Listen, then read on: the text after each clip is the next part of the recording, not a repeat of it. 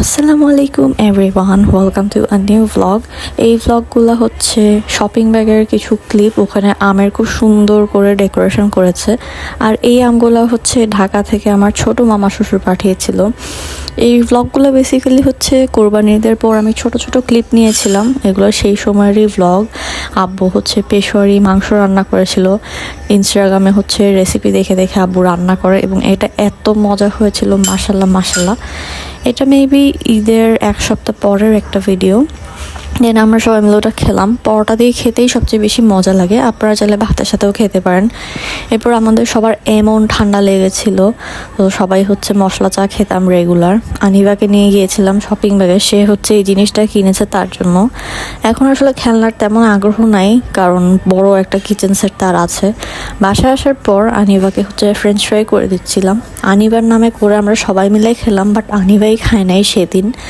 সে হচ্ছে শুধু বলে খাবে খাবে, বাট দেখেন অবস্থা, দাঁড়ায় থাকে খাওয়ার জন্য রান্না করার সময়, বাট সে হচ্ছে খায় না।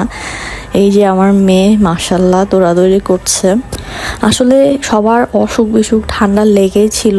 তো মাঝখানে একদিন হচ্ছে আব্বু আসছিল, আব্বু আম টাম নিয়ে আসছে, বাট এত আম আমরা হচ্ছে কেউ কিছুই খাচ্ছিলাম না। আম লিচু সব কিছুই রয়ে যাচ্ছিল। আনিবা মাশাল্লাহ এই বছর ফার্স্ট টাইম আম লিচু এগুলো খেয়েছে। গত বছরও দিয়েছিলাম আনিবাকে আম লিচু এগুলো খেতে, বাট তখন হচ্ছে আনিবা অনেক ছোট ছিল, ও এগুলোর টেস্ট বুঝতো না। বাট এইবার দেখলাম মাশাল্লাহ লিচুটা এত পছন্দ করে, লচু লচু করে করে লিচুটা খায়। খাওয়ার চেয়ে ওর আগ্রহ বেশি হচ্ছে লিচু ছিলাতে। ও লিচুর খোসা ছাড়াবে আর খুব আগ্রহ নিয়ে নিয়ে দেখবে, তারপর আমাকে বলবে আমি পারছি মা, পারছি। এসব করে করে সে হচ্ছে টুকটাক যায় একটু লিচু খেলো এই বছর। এবং লিচু শেষ হয়ে গেলেই বলে লিচু শেষ, লিচু অর্ডার দাও। এইখানেও সে হচ্ছে লিচু ছিলে, এবার এটাকে বলের মতো করে দুই হাতে খেলছে। খাওয়া আসলে তেমন কিছু খায় না, একটু কামড় দেয়, একটু জুস নেয়, একটু খায়, এইভাবেই চলতে থাকে আমার মেয়ের লিচু খাওয়া। এই যে এইখানের অবস্থা দেখেন, টেবিলে হচ্ছে লিচু সব খোসা টোসা একসাথে করে রাখছে, আর সে হচ্ছে ননস্টপ কথা বলতে থাকে, এটা হয়েছে ওইটা হয়েছে। খেতে বললে খায় না, শুধু খোসা ছাড়াবে। আর এই যে এখানে সব জমিয়ে জমিয়ে রাখছে, সে নিজে খাচ্ছে না কিছুই। এরপর আব্বু আরেকদিন হচ্ছে পেশোয়ারি বিফ রান্না করছিল, কারণ প্রথম দিন এত মজা হয়েছিল। বাট এইখানের অবস্থা দেখেন, প্রেশার কুকারে হচ্ছে একদম বেশি বেশি হয়ে গেছে।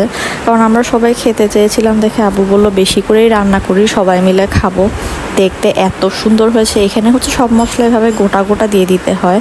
দেন টমেটো দেওয়া দরকার ছিল, আমি আবার পরে টমেটো দিলাম, বাট লাবণ্য উপরের পার্ট কাটে না। এই হচ্ছে আমাদের লাবণ্যর কাজ কারবার।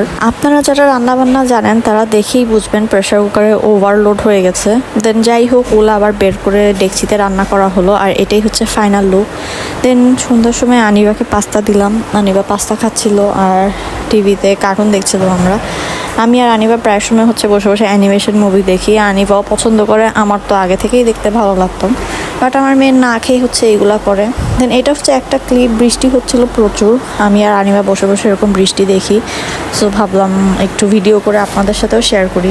বৃষ্টি দেখে দেন হচ্ছে আমি একটু পাকোড়া বানাইলাম পাকোড়া খাওয়ার জন্য। অনেক দিন ধরে ক্রেভিংস হচ্ছিল পাকোড়া বানানোর। দেন ওই দিন হচ্ছে ফাইনালি বানালাম। বানায় আনিবা সহ একটু ভিডিও ক্লিপ নিলাম।